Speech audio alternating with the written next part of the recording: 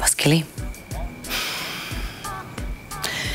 jer ti stvarno misliš da je realno da tebe kupi Real? Ja lično jedva čekam da gledam ovu drugu sezonu. Jedva čekam samo da sednem i da gledam šta smo sve uradili i snimili. Ima toliko zanimljivih, zabavnih situacija, dešavanja, promene u likovima.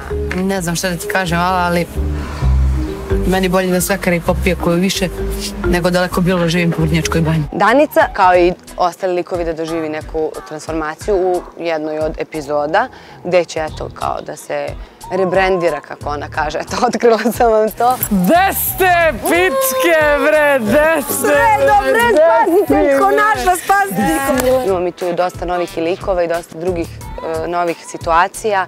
Toliko duhovitih, da kažem, samo čekam da to izađe, da ugleda svetlost dana. Mnogo smeha, mnogo uživanja, porodična jedna serija gde se provlače razne neke stvari, ali sve kroz taj humor.